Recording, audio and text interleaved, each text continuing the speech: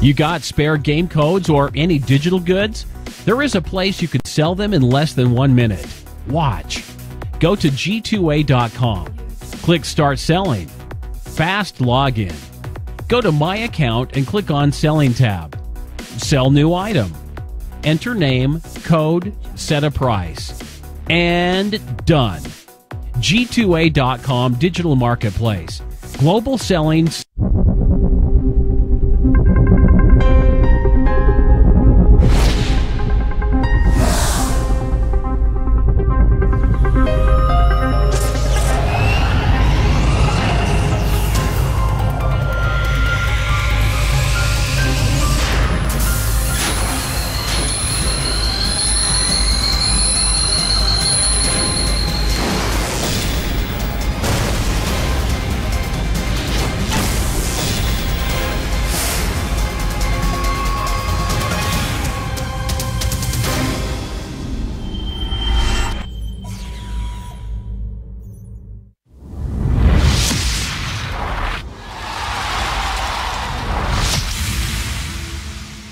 eSportsBets.com, the service where gamers will bet real money on virtual events. Only here, the best odds and widest coverage of games from Dota 2 to Hearthstone.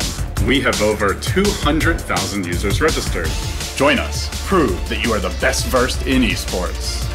Who will get the first blood? Who will take the first Roshan? Who will win the knife round? Participate in the race of predictors and earn real money. The more bids, the more bonuses. Reward for your first deposit up to $600. eSportsBets.com. Foresight, passion, and calculation.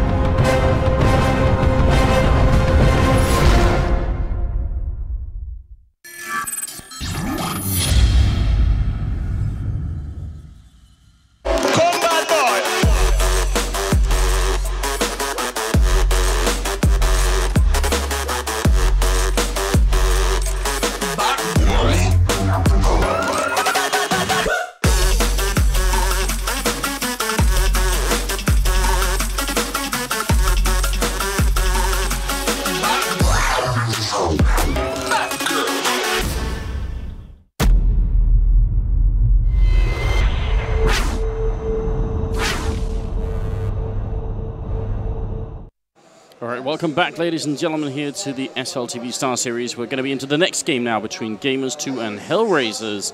And I'm joined by Threat. And welcome once again, of course, to you. Real pleasure having you here one more time. We're going to be casting together. And it's sadly just a best of one game, but I still think it'll be a pretty good one. Yeah, it's going to be interesting to see how Hooch manages to play. Hellraisers is, of course, playing with a stand-in. Dosha couldn't make it, so they're playing with Hooch. Hooch hasn't been around so much in CSGO. He was a very potent 1.6 player. We saw him playing in the Katowice qualifier with Peter. Yeah. And after that, I don't think he's been to an official event. So. No, I think you're right. That kind of concluded that. But I definitely think he could be a valuable enough player. Like, I think he's smart enough that they can give him some basic roles to fulfill. And they're going to be playing Overpass as well, which is a map that Hellraisers are pretty good at, but Gamers2 are as well. Exactly, and I actually think Hooch is a pretty good pick for a stand-in. He knows the basics of the game, and he's the type of player who will call for a flash from a teammate instead of just pushing in alone. And that way it's a lot easier to make him adapt to your playing style. And on a map like Overpass, you can just, I think it was you said, you can just put him as T, defending and pushes from monster. Yeah, exactly. Yeah, there's so many easy positions on this map you can play. Yeah, I mean, because I think the thing to do when you're playing with a stand-in is to, I mean, you can try and do some of what you've practiced, like some of your set plays, but sometimes it's smarter to fall back to sort of more of a default play and then, you know, rely on like the more basic game mechanics, like get a couple of entry frags, try and build something off of that, because it's really hard executing a full strat, especially on the T side. if you don't have your teammates. Normally on the CT side, playing certain maps, it's a really big downgrade, obviously, as well, having a stand-in.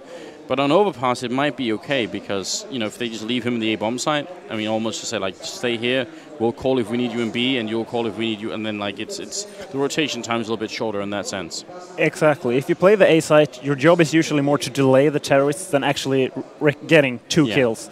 So if it just stands there, throw some flashes, throw some smokes, just delay Gamers2 a few more extra seconds, he will actually have done his job. Yeah, I think there's a chance it could work out here, but I mean, you weren't here yesterday when we did this. Sadikis and I were doing a bit of a show yesterday, and we had to sort of, you know, try and predict what the top 3 looked like. And I actually have Navi winning it. I have Envy in second place, although, you know, with this first loss today, you gotta wonder. But still, I've got Envy in second place, and I actually have Gamers2 in third place. I think they're quite a good team here. Yeah, I would agree with you with Navi first, Envy was second. Maybe still, even though they lost that game versus G-Play, they are a team that's usually quite bad in the beginning of a tournament and stronger later on. So would it be surprised if NOS will step it up and be able to get to that top 3 finish? And with Gamers2, I don't know that much about Gamers2. I would say Hellraisers if they played with Dosha. Yeah, that could be. I mean, this is actually the fun thing about this tournament is, well, first of all, we can just tell we can't even be 100% sure that Envy's going to be like, you know, super on point. But I still give them the benefit of the doubt, saying, you know, they'll come back and do better later on. But for third place, it's really, really hard to judge. Flip side, they have Simple at this tournament, and I spoke to Gamers2 earlier, and they said, well, like, sometimes Simple, he just, you know, kills our whole team, and we can't even stop him. So, you know, that's also a factor. Flip side could be another candidate for a third place, and G-Play probably could be too if they keep playing the way they have been. Why not? So, yeah, it's kind of hard to guess, actually, exactly who's going to be in that third place. And for me, Gamers2 and Flipside are one of the most inconsistent teams in the pro scene. They can beat almost any team, but they can still lose to lesser teams. So it's very hard to call that third place in this tournament. And I think we're going to go live with the knife round now. So yes, probably one of the most important knife rounds, I would say. Starting CT on Overpass just feels so much better, especially if it's the first game of the day. And you're playing with a stand-in, and you're on the stage. All the games, I believe, are going to be played on the stage, which is super cool as well. So big shout-out to all of you tuning in already. I know it's a little bit early in, you know, for Counter-Strike. Normally wait until the evening, but we're going to have Counter-Strike all day here on the channel. So thank you very much for joining us here at the StarSeries LAN Finals. It's going to be Hellraisers versus Gamers2, and it's down to a 1v1 in the knife round. I like that camera angle we got on the knife round. Not bad, not bad. There will be G2 picking up that round, which means they're going to swap and start on the CT side. Very predictable indeed. What's a nice pistol round you like on this map, on the terrorist side, like a nice execute you can do here? Considering they're playing with a stand-in, I would go for a simple Glock train, maybe drop one Tech 9 and buy a smoke, because one smoke can make all the difference on the pistol round. If you go for 2, you have 2 people without armor, so that's kind of weak. And we actually, I thought it was live first, but yeah, going for 1 smoke and the rest just going for Kevlar and maybe just doing a simple B push. Yeah. Going through short, you can smoke off the site, just going for that fast plant is usually the best idea. I remember TSM had a really cool idea that they did at one point. It actually didn't work, but that wasn't really their fault. The idea was still quite cool, whereas they had one guy peek out on the long side over by the picnic area, so he went towards the A-bomb side first and sort of peeks out long. If he spots anyone, then the rest of the team is actually making its way through the underpass or through the connector where we see Innocent just was. They make it the way up and they run up the stairs, and if he sees anyone long, they just try and catch him before he can get back to the A-bomb site. So they just rush towards the bomb site and try and catch him and sort of sandwich him in. It's quite a cool idea. Oh, that's so smart. Yeah. It didn't work out, but that was for other reasons. I think actually they might have been playing Envy when they tried to do that, but it was good fun. Yeah, it's very safe to do that as well, because if you push up the toilets, there's basically no risk losing inflation. We're going to go live here with a pistol. Let's see what Hellraisers decides to do. We see 1 smoking 2 flashes on Angel. No Tech 9, so might be going for that B push. Yeah, but definitely still very popular. The Glock armor combination is really strong. Mo dropping the bomb outside of the B bomb site, and Angel with all his flashes and smokes should be actually, well, he's up by the by the playground somewhere. So And still just taking it cool. I have to mention this. There's no kitch on Gamers2, and they only have one guy on B. So it looks like they're going for the retake on B, but with no kit, that's going to be very tough.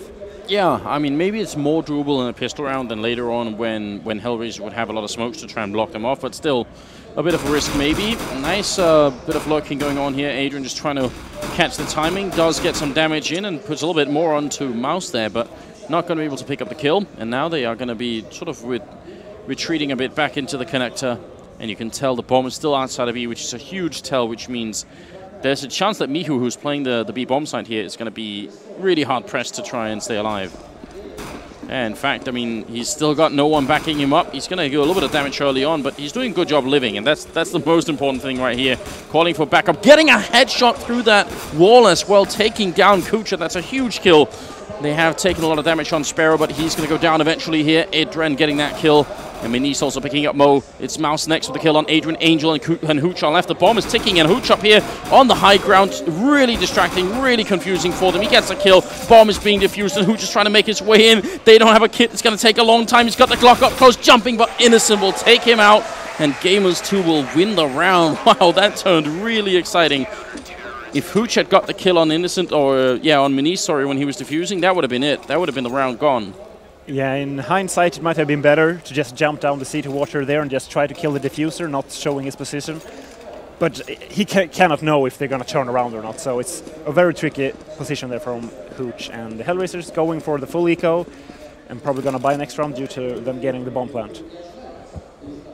Yeah, and on the terrorist side, you're right, no armor or anything here, just some P250s.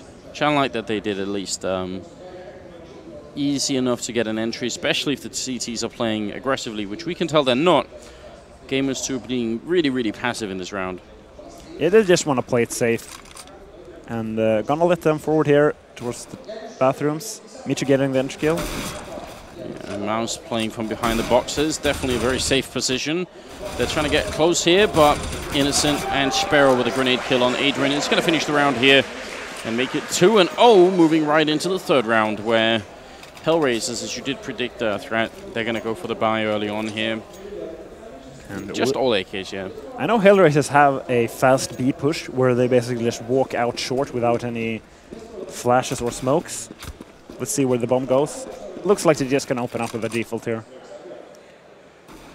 Well, Gamers2 did put 3 members in B in the beginning, and they've already got the boost, I think, over on the wall down there, so they're sort of trying to lock in. So if Hellraisers had gone there, maybe they would have met quite a lot of resistance.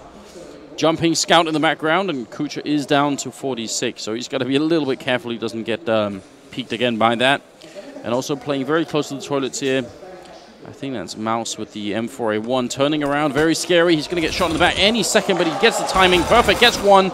He gets down by Adrian, and that's a good refrag from Hellraisers. Going to put them in a 4v4. They spent a lot of time getting that one kill, though, and the bomb is really far back. So they got to be a little bit careful they don't run entirely out of time, because Gamers2 also have a couple of Molotovs, as you can see, so they can actually waste a lot more time on Hellraisers' point as well. And we have one guy pushing towards B now for Hellraisers, so they have very good map control. They have the option to just fall back if they go towards the side. The bomb is going back towards B, so it's probably going to be a straight B push here. Now look at Mihu's position. He's playing down by the slope here. If he can get the timing right as they come through the smoke, that will be unreal. And he's actually got a grenade, going to flash his way through as the... Got about a little bit more time here. Look at it, 22 seconds. Mihu getting the first kill there, but he falls to Angel. And on the site, Minis is going to go down as well. That's a nice kill. Angel with a double entry, and that's what he does on this team. He's so good at this. Well, a kill comes in from Hooch. Almost looked like a third frag from Angel then, and now Innocent alone. Hellraisers making this round work way more than I thought it would be possible, and Innocent's going to go down. Hooch picking up that kill. Very, very strong start here for the CIS team. It's just a textbook round for Hellraisers. They go for the default opening, trading well, 1-for-1, falling back, going towards the B push, trading 1-for-1, and then Angel getting that extra kill, which basically pushes them over to winning the round. So yeah, excellent play there from Hellraisers. Very, very good stuff, and it's scary because it looked like Mihu was about to have a godlike opening with that underhand flash. I mean, I think he probably tried to catch the timing of the smoke disappearing just right. So if he had done that, if it had been perfectly timed, that could have been incredible. Mouse going to peek out long, but 2 people waiting for him. And he ends up going down. Innocent with a refrag on. Adrian leaves it in a 4v4, still with the bomb very far back. And again, as you were talking about, sort of a default round for Hellraisers, just trying to get the opening frags here and clear out part of the map, make sure Gamers2 also have a lot less information about where they're moving around up there. It's surprising that the guy peeking from the tree there along didn't get support from the defensive guy, because you usually have one guy trying to draw attention from the terrorists, playing more further back, and then the guy going forward from the tree, just getting the free kills. Didn't seem to work out that round. Trying to be careful. Kucha. Oh, is he going to catch the stack? He takes one, but oh my god, they actually do bring it back here. Sparrow picking up Mo, and it's back into a 2v2. That could have been the round almost done right then and there. Kucha with some really good timing, and he does get a double kill eventually. Sparrow spots a guy out, and that's so much information. At 30 seconds left. Actually a bit surprised that Hellraisers decided to rotate back in, but right now it's looking like the perfect call. It's a big risk, because if there was just one guy down here with a smoke, and they actually have 2 smokes left, if one of them was down here at the B bomb site, could be a disaster. But it looks like they're going to get a free entry here, so let's just credit Angel with making that call. Really good job on his part. Mihu going to put up a grenade over. Will do a little bit of damage, but really not that much. And now backup is being called for, and there we go. Simultaneous kills coming in from Mihu and Sparrow, and that's going to be the round for Gamers2, bringing it back without really breaking stride. A great retake there from Gamers2. The decision from Hellraisers was a very good one, considering that it's very likely that the second CT was rotating through CT spawn. So they got the site for free, but just didn't manage to win that after plant. 3-1, and with the bomb plant, Hellraisers are going to try and force up. What do you think about this threat? Is this a reasonable buyout for Hellraisers? Yeah, considering they got 3 kills the last round, they can still pressure Gamers2 to an eco, so this is a good decision. And force buying ST on overpass is not that bad. You can just take your teammate's AK if it goes down. Well, ooh, a bit of a shame there. That opening frag for me would have been huge if they could have, if he could have made his way out. But now it makes a lot of sense, because did Kucha have an AK? I'm wondering if someone couldn't go and pick that up if he did, but oh, I think it was a Galil. So maybe Angel stole that. Regardless, it's a rifle for a rifle, but since Hellraisers already have one, like, couple less, the trade makes a lot of sense for them. Yeah, it actually favors the terrorists in both that it's always better to trade ST and that they don't have to use one guy with a pistol. Yeah. A very passive play here, mid round, 50 seconds left. Bomb going towards B. It seems like they really like the B pushes late in the round through Monster. Yeah, they're happy to do it. Minis is the only one playing this bomb site. He's going to peek into Monster. Goes down to Angel. One more opening. We really got to keep account. He's so good at opening up these bomb sites, and that's hugely valuable. That could win the whole game here for Hellraisers. Adrian also going to take down Innocent, and it's up to Sparrow and Mouse, and they're going to run away and try and save what they have here. Threat, what do you think about this very passive approach from... I mean, one thing is Hellraisers playing slowly, but Gamers2, they almost have no information. They very easily give up control of the whole toilets area. And down at B, I mean, I guess it is really hard to get info of what's happening outside of B, but that means they have almost no map information at all on the CT side.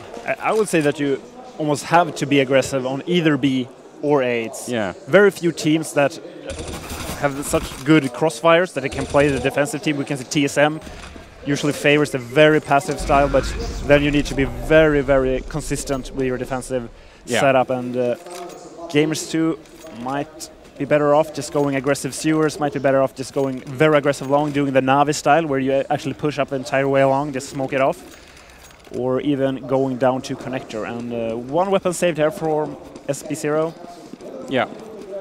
And, I mean, good job on his part, definitely, picking up those last few kills, making it a little bit more expensive for Hellraisers, and who knows, he's going to go into connect to try and find a kill on somebody here. Manice actually will be dropping Angel. That's a very important kill, and it's going to make it 4v5. Kucha pushing in, he takes one, keeps spraying, and actually a pretty good flick there in spite of the fact that he was flashed. Now, they are being flanked really quickly by Sparrow, and he has the M4. He's coming up behind him. This could be a disaster.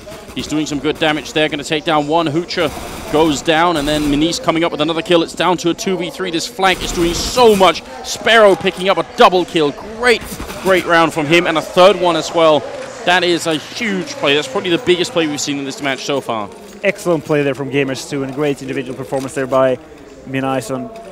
Yeah, I'm surprised the way Hellraisers handled that round, because they probably knew that Gamers2 was going for the eco, and they, instead of going for the default play, they just went 5 people towards monsters and only sending 1 guy through the sewers. Yeah. So basically giving Hellraisers an AK there.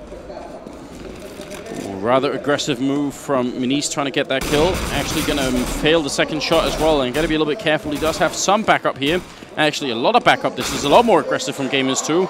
And look at this. They're simply denying Hellraisers the map here, which means Hellraisers aren't even getting to the point where they could set up for it. Sparrow going to take another one. It's going to be a 2v3 now, and Hooch does get the important refrag there on Minis, and maybe they could have played it a bit more defensively once they got the entry frags. Regardless, you're now into a 2v2, and the bomb is being picked up back there, so that looked like a round that was going to just get taken away from Hellraisers, but they've brought it back. Yeah, great positions here from Gamers2. Mishu, with that connector position, he can flank if they go for A, and he has a good position if they go towards that B side. Actually going to see a duel here towards long. Oh, yeah. Timing very good there for Innocent. Surprised he didn't get a kill. That looked like it was going to be dead on, but at least he sees them. And with about 40 seconds left, that's still pretty valuable in terms of the information that he's getting here. Misha actually opting to go more defensive instead of flanking them there. It's kind of surprising. But look at him. He's got a smoke, and he puts it up right in the monster position. So now when that smoke goes in, he still has an HE grenade. If he times this perfectly, they're actually going to go back with 16 seconds left. This is an unreal call from Hellraisers. Very, very hard for Gamers2 to read what's happening right now. 10 seconds, but by some miracle, Innocent is still on the bomb side. Going to peek out, take one. He takes a second one as well and makes it a triple. I have to admit, I'm very impressed. I would have thought 9 times out of 10 for sure you would rotate when you see that smoke going up to the sniper spot down in the bomb side. That's a crazy call on Gamers2. A great communication there from Gamers2, and it was that guy on B, just always taking the peek towards short, and throwing that smoke was so crucial as well. He just threw the smoke towards short, and then he peeked monster, and saw no one there, and he made the call. It's probably going to be a fake, so great call there from Gamers2. The boost that they've been doing a couple of times here on G2, working out one more time, and I mean, the last couple of times they've just been spotting out the fact that no one is there. This time they actually get a kill with it, and they double, almost triple grenade Hooch down. Of course, there's no armor on the Hellraiser side, so they are just dropping like flies here. Miho gonna eventually go down, and Kucha almost.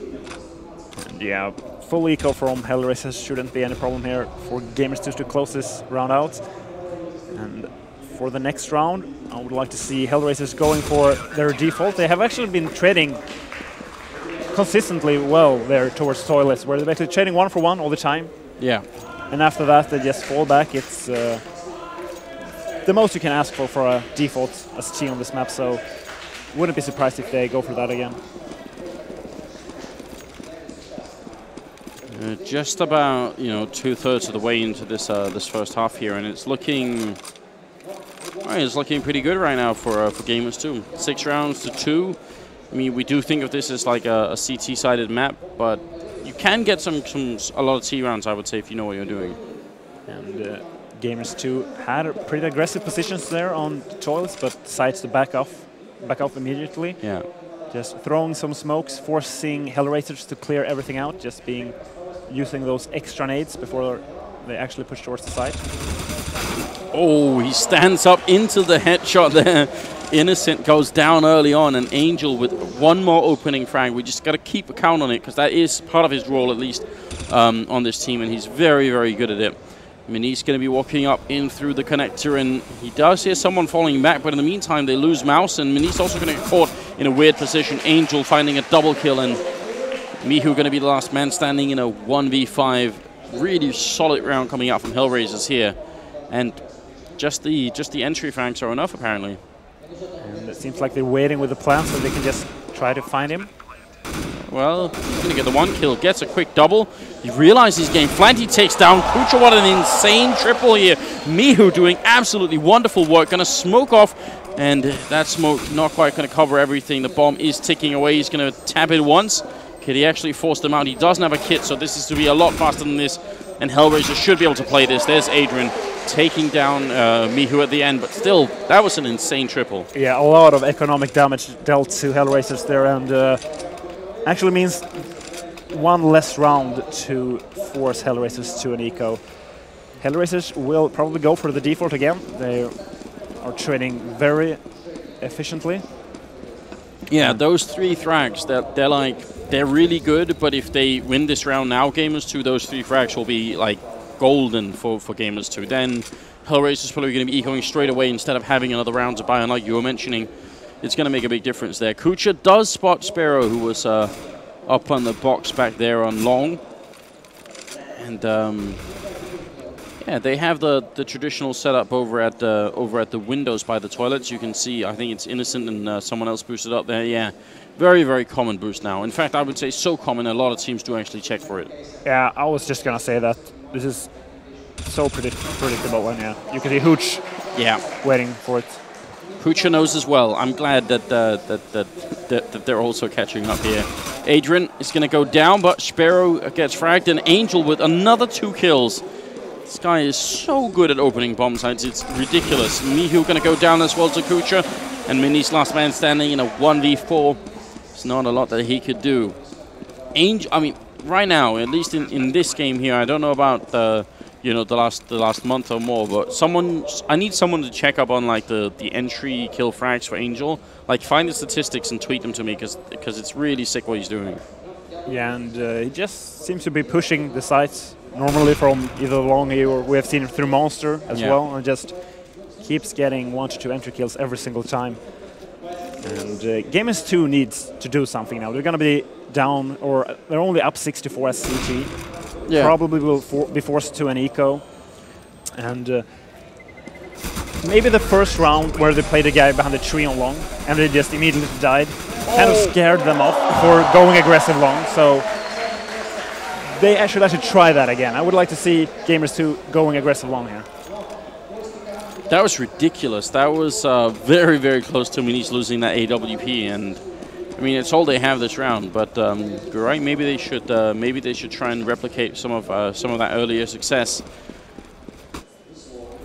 As far as I can tell, it's still Angel doing the calling on this team, and he's also doing the entry fragging. That's like a bit of a weird combination, isn't it? That doesn't happen too often.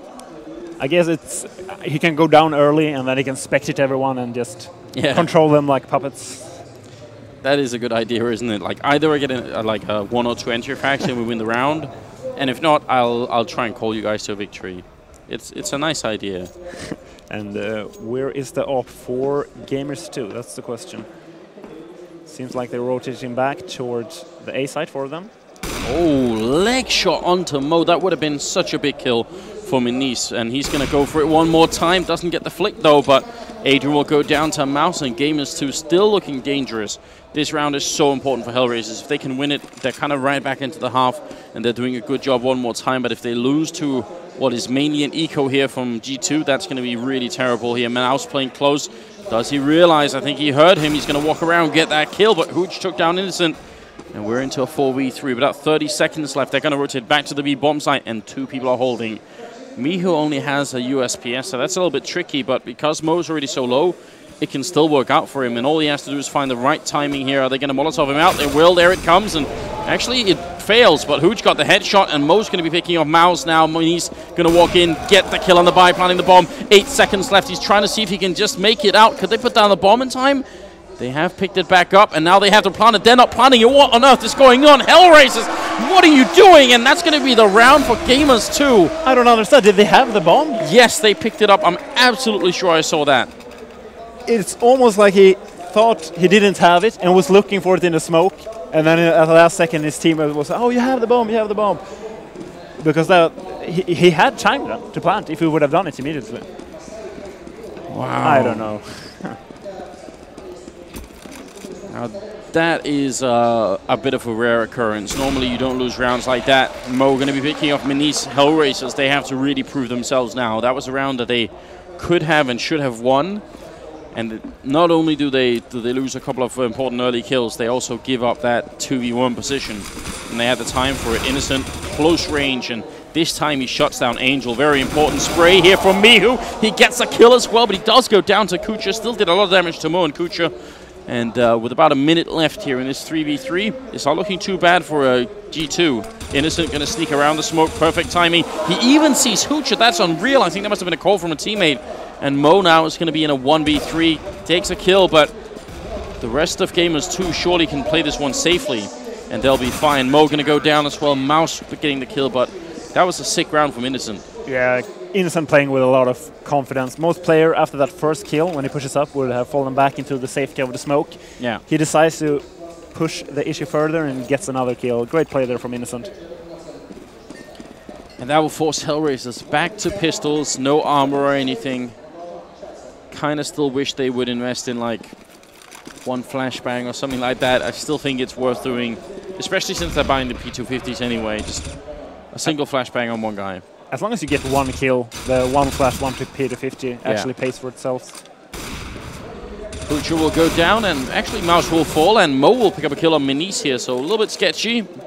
And with the stolen AWP, he just needs a single kill. And this will be quite an expensive round for Gamers2, but Sparrow's going to be close range here. And he'll win the fight with a triple kill at the end, making it 9-4.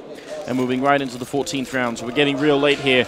Threat, if Hellraisers can pick up the last two rounds and make this 9-6, is that an acceptable first half for them? Yeah, I think so. As Siege and Overpass, you're always looking to go to double digits. Hellraisers with the 4 rounds might have an opening here. I don't know how strong of an economy Gamers2 has at the moment.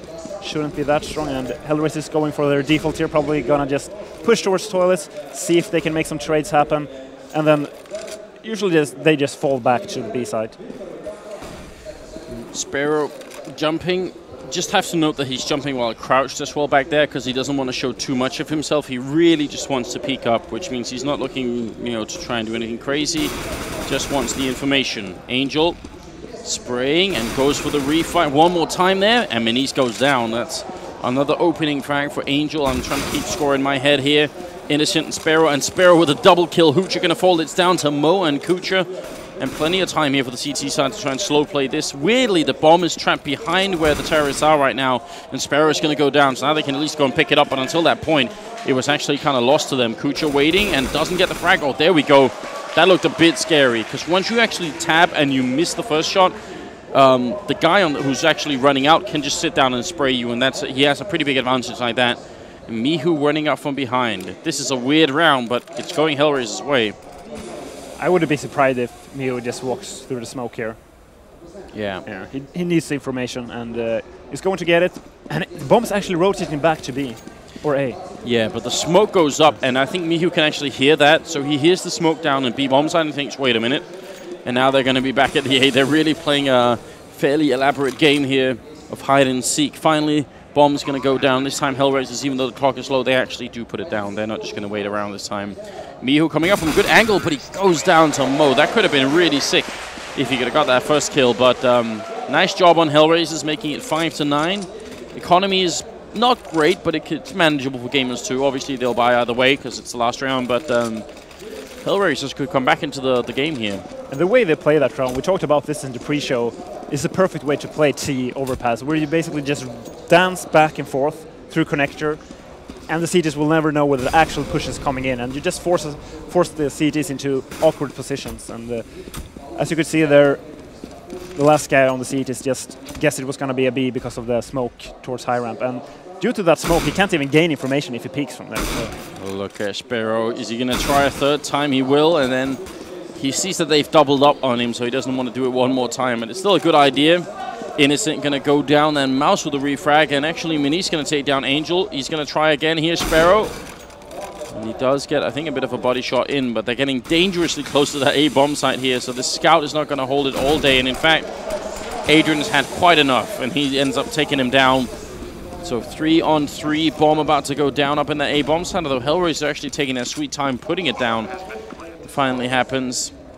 Now, how many grenades do they actually have left here, Hellraisers? They still have a Molotov, which could be dangerous when it comes time to the defuse.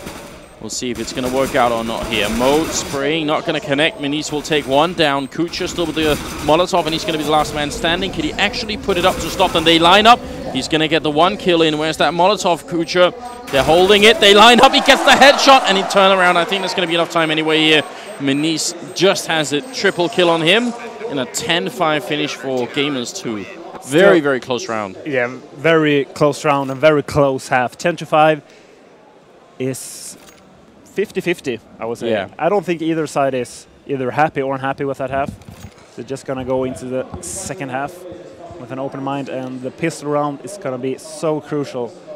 Gamers2 will have the chance to go up to 13-5 if they win the pistol, and Hellraisers might go to 8-10, but they will be on the CT side, so pistol round absolutely crucial here for both teams in the second half.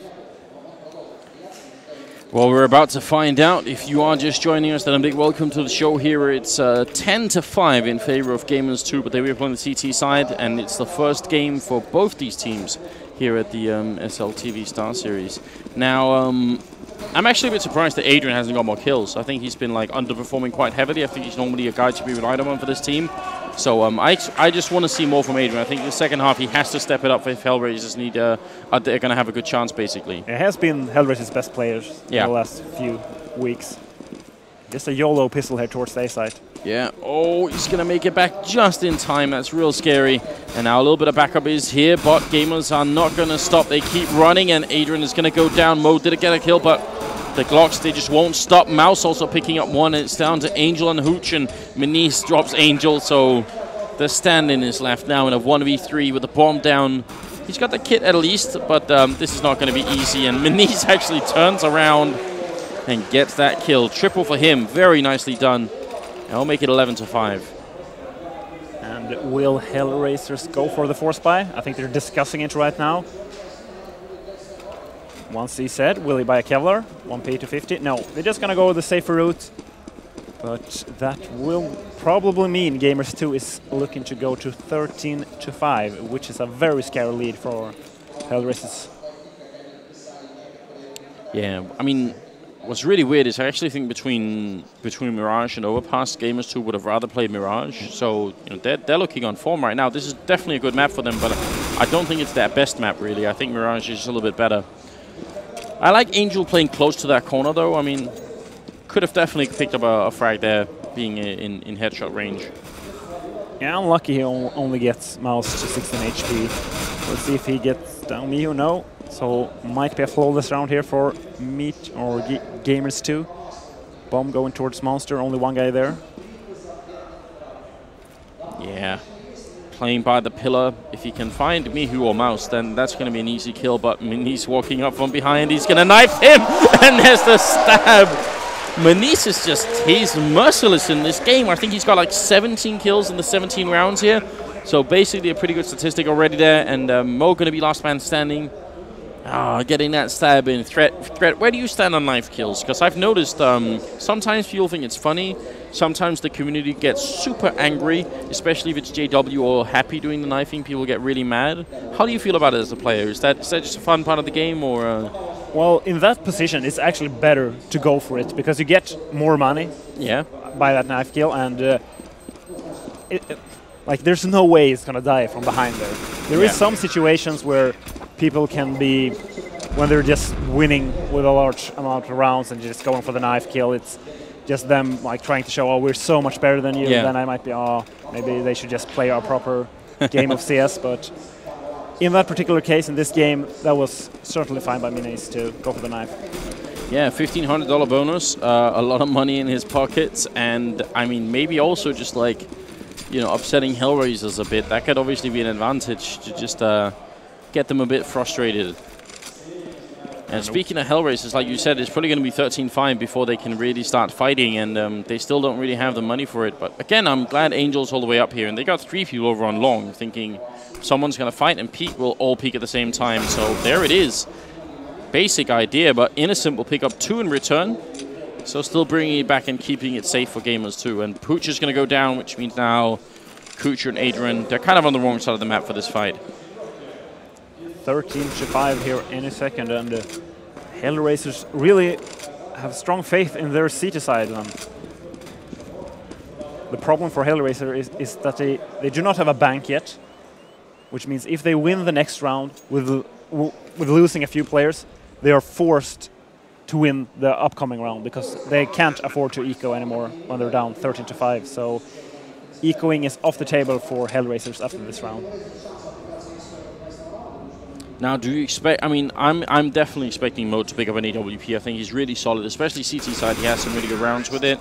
But later on, do you think we could even go for like a double up? I mean, Kucha's been known to up in the past as well. The double up on CT overpass can be strong. The thing you usually do is you peek Monster and try to get the lurker for the cheese who's playing there. Yeah. It's more of a surprise move. It's usually not that effective after you're gone for the peek the first time. So not really sure if they go for that, then they probably would have need a much stronger economy than they have at the moment. Well, Mo making a nice jump up, but the rest of G2, they seem to be playing outside of B and actually really far back. This is indeed a very slow round for the Polish team. And Hellraisers, as you were pointing out, Threat, an absolute must-win round for them here. Otherwise, they're probably not going to have a chance. Nice spray through there, actually. Did do some damage to Adrian. He's down to 60 health. Gamers2 do have control of the toilets area, and Party might try to force their way through long. Seems like they're just leaving long here. Oh, and these smokes, I love this idea. Although Kucha's going to catch one of them as they're setting up, but the problem is when you throw these smokes from up here, oh, this is like a double fake. This is very cool. Sparrow going to be able to take down one, but then Angel and Kucha replying, and it's going to be down to Minis and Innocent in a 2v4. Smokes are down on the B bomb side. You can throw them over that wall, but obviously the big problem is people in that B bomb side, they can see them coming and they'll say, wait a minute, this is probably a fake, but then they actually did run back anyway, so there's like a fake in the fake. That's a very cool idea from Gamers2, and you can keep playing that game all day if you want, but that's a nice idea. I love it, because the big no-no is obviously saying, we'll throw the smokes to be over the wall and then, you know, we'll wait and run into A and they'll never see it coming, because a professional team will absolutely see where those smokes are coming from, so I like that. Exactly. It's the mind games they're going on between these teams, because if you throw the smokes from short the way they did, it's such a bad fake that you're almost telling the CTs this is a fake, and that's why they're going for the double fake. So, as you said, a great plan there for Gamers2. Just that Kucher pushed right as they were lining up the smokes. And I mean, essentially, you can obviously add another layer to that, which is have like a couple of people waiting down at B already. So like 3 people throw smokes down there, and then after you do count to 5, and then you throw some flashbangs into B and run back to A again, and just hope that they will think, oh, it's definitely B. Like, it's such a bad fake. There's no way they're going to do it. And then you actually, like, that's like, you know, almost sort of like a rock, paper, scissors kind of thing. Just, you can keep thinking about what's going to happen next all the time. There's so many layers in those kind of fakes. And 5 people towards B here for Gamers2. Oh, what a shot for Minis. He is on point today. Going to be taking down Angel, and all Angel wanted to do was just take a quick peek in there, and now he's no more. Hooch going to pick up the 1 kill, but it's not enough. Really hard to stop that many people coming around such close range with the M4A1. You want to take a long and slow battle where you get to sort of pick them off one at a time. And that was never going to happen. Bomb going to go down on Gamers2 looking so strong right now. Mihu going to be picking off Adrian, and Kucha goes down to Innocent. And Mo here, last man standing in a 1v4. He's being trapped as well. If he tries to fall back, there's a guy waiting for him. He gets a close range headshot and destroys Mihu, but it's going to be still almost impossible for him. I'm actually not sure why he's going for it here. It's a 1v2 and he's got almost no health. He drops to Minis. And that's another round for the Polish team. They're looking real good right now. I feel so bad for the CT that Minis killed. The position the CT's had is, you use that because it's so safe. Yeah. And if you're down 13-6, okay, I have to play a safe position where I can't get entry frag. And then that happened. So, very nice kill there from Minis. Yeah. Unreal round there from Gamers2.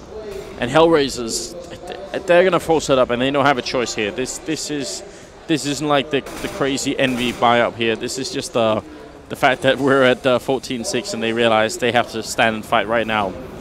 Minis, though, going to be taking down Angel. Very passive play here, just playing it safe.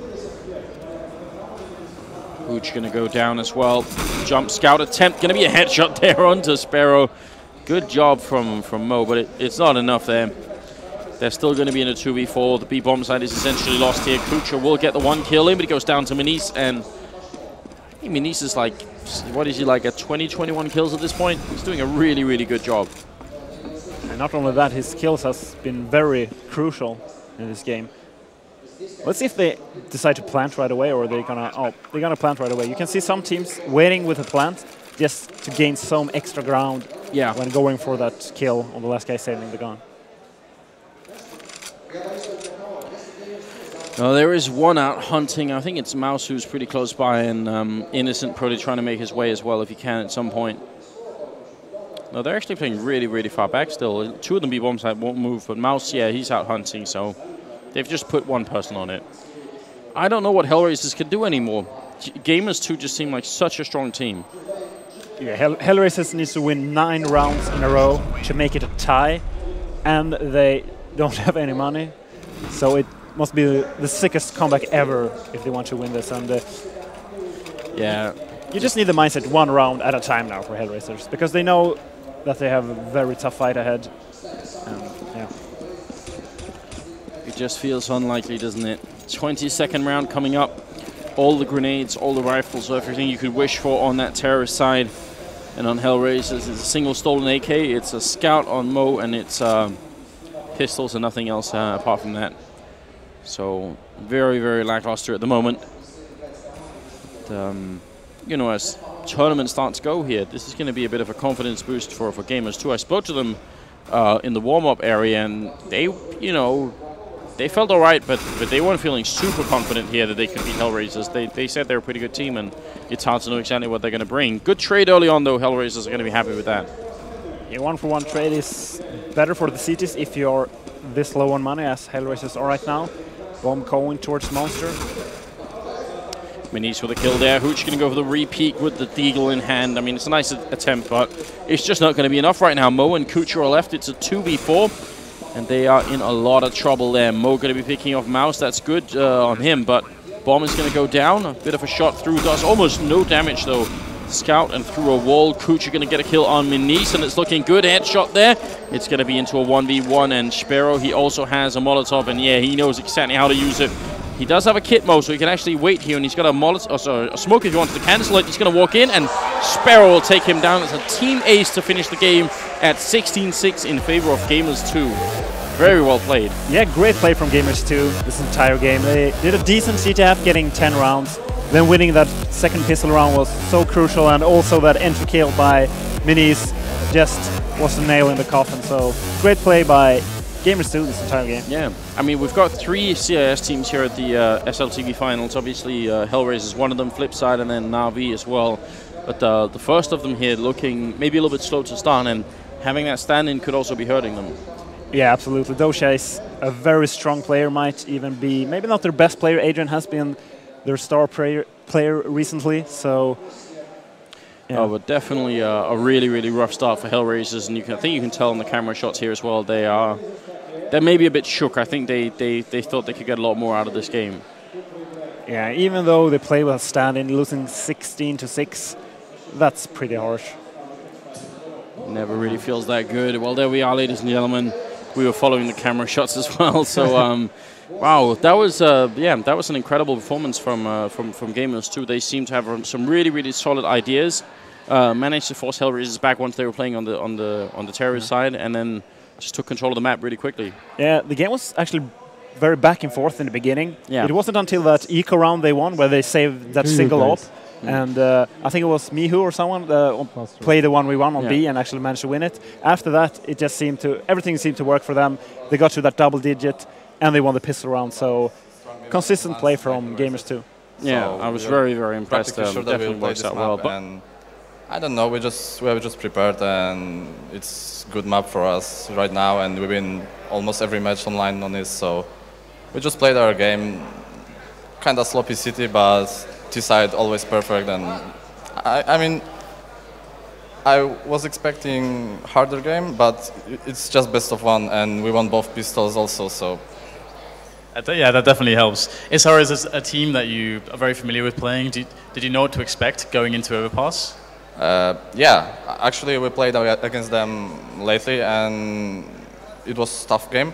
And both T-sides, like we won 11-2, and they won like 10-5 as terrorists. So we're expecting a hard battle with Sloppy City, but yeah, I'm just happy we made that through. All right, so good start to the day for you guys. How are you expecting your performances to go through? I mean, making the playoffs would be really amazing. You guys don't have a lot of tournament results just yet. Is this going to be the tournament where we're going to see Gamers2 hit the playoffs and have some really good results against the best teams? Well, our main goal is to advance to playoffs. We don't want to go out from groups and just go home. We want to place our main goal is to place at third, fourth position. But of course, everything else would be amazing. But we would be happy anyway with going to playoffs, and that's our expectations. Okay, who is the hardest team right now for you to face? Is there a team that you're I'm not really sure how we can deal with these guys? I would say Navi would be toughest opponent because they are here in Kiev and they're always a strong LAN performer, so it's gonna be the hardest game, I guess. But I'm also afraid of flip side because if Simple hits his shots, then they are it's really hard to overcome them.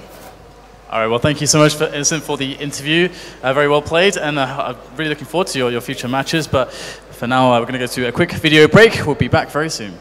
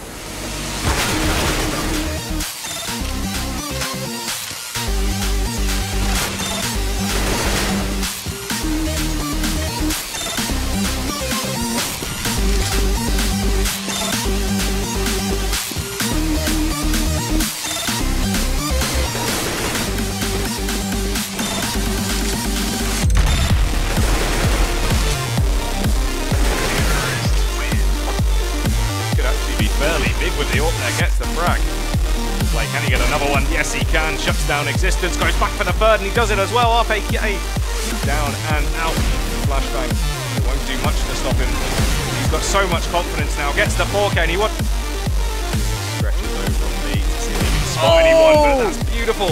Angel. Trying to keep this live and get it down, but in comes Angel once again, looking for the AWP shenanigans. There's the second shot. Amazing stuff there from Angel, and now it's just 2 players left, and the bomb can be planted with the remainder of this round. We've got 20 seconds left to be played with. Here comes one from Shop. He's going to go down. Angel is not stopping. Existence comes in from the back, and now Angel has to pick up the ace to make this one happen. Existence takes it slow. Angel going to win the shot. Now going to move a little bit more slowly, trying to get himself close to Angel, but the flick is real.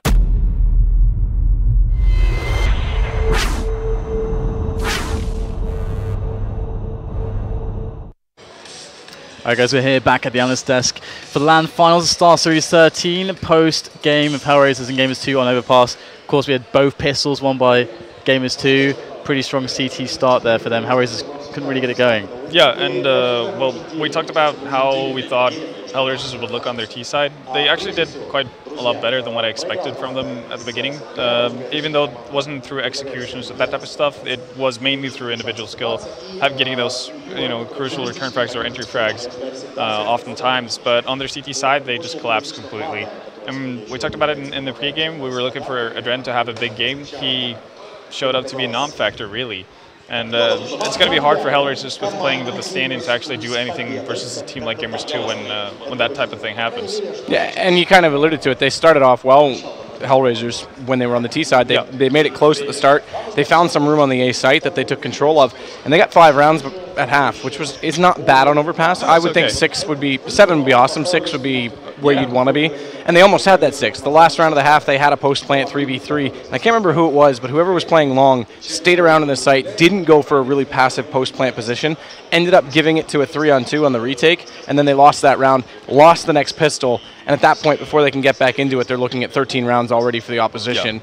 And it's just too little too late. They never really gave themselves that chance to take advantage of their CT side like, you would expect Hellraisers to do. Again, if they picked up that 6th round, then you're looking at potentially 12-6, 4 rounds to go. There's a little bit more room to break the economy and get it back in your favor. Yeah, and we were talking about that when we were watching the first game of the day, G-Play versus Envy. And we were talking about, this first half from G-Play wasn't that amazing. They need to get off to a hot start if they want to be able to showcase what they can do. And they were able to do so. So they got off to that easy start in the second half. Hellraisers this time around, they were not able to do anything at all. So, it kind of just went Gamers2 way. Yes, it's one of those things, isn't it? You just don't get a start, and that can be really brutal, especially first match of the day for your for your team. And I got to say, it does feel kind of cool to see Gamers2 starting off well, because we know that they're a good team, and again, props to them. They've stuck together. I mean, they've had a few lineup changes here and there, but it's been fairly the core is pretty much the same. I mean, the latest change they made with Rowling going out for Michu. Before that, there hasn't really been that many changes. You have a couple of the same guys pretty much going in and out. I mean, these guys are coveted guys as well. I heard a rumor the first time I was in Europe on the tour, I guess we can call it. That Virtus Pro, the most stable lineup in CS right now, was talking about picking up 2 of the players that are currently on this roster. I won't say who was going to go and who was going to get picked up for sake of not feeding a fire. But point is, these guys are highly sought after. And Mihu, when he actually stepped in for Virtus Pro at the first Gfinity, played quite well in place of Snacks.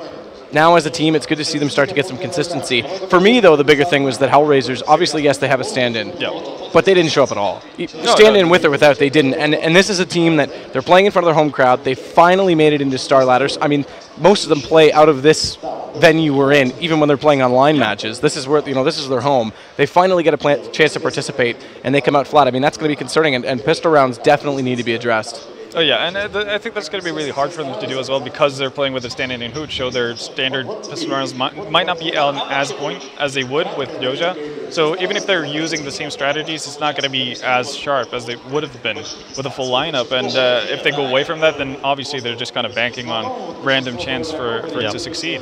It was kind of like I mentioned it in the pregame as well. Like I compared it to the nuke factor sort of thing, where.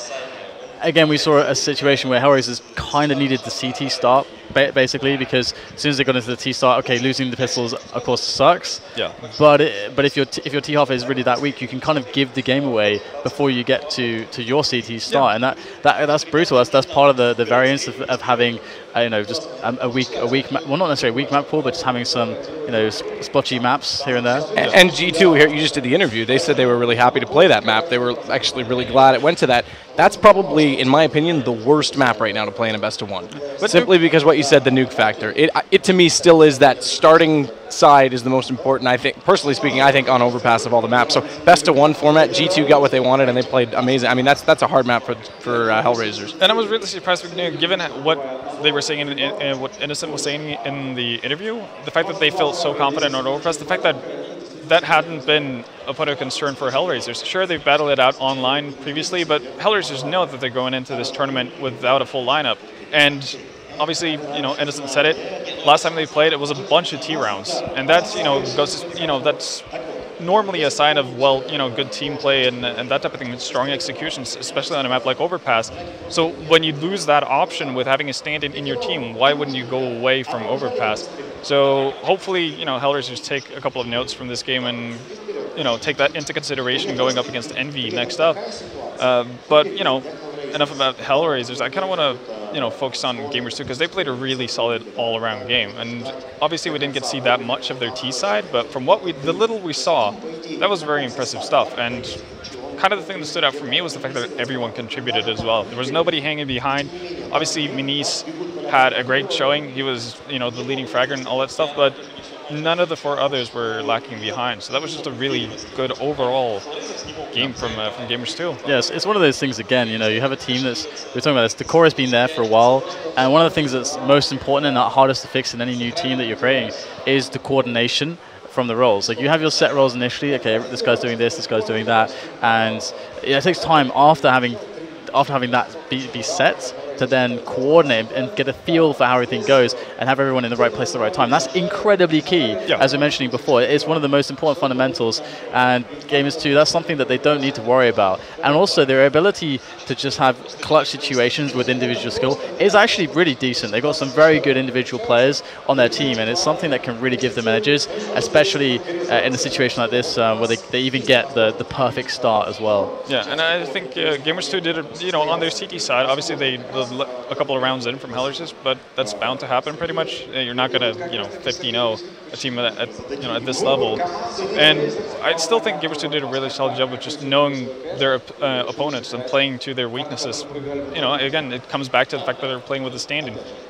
They were not over-aggressive at any point of the game, really. They just kind of took, it's similar to TSM. They would do, the boost by restrooms, kind of peek out, figure out where people are, and then just kind of fall back to the side gradually as they gain more and more information. They almost got caught doing the boost at the park sign that one round as well, though, when I can't remember who, again, probably should have taken notes and written down individual players, but someone snuck up beside them, and they luckily traded that kill, because that would have been A-Site gone in another round against them quite easily. Again, it could have potentially been really bad if both of them go down instantly, but again, Gamers2 had gotten enough information for them to make rotations, so they still had the backup. Even if that goes wrong, they still have a possibility to salvage that round because of the information they've gained from the way they played it. So Gamers2 just a really, just solid performance overall.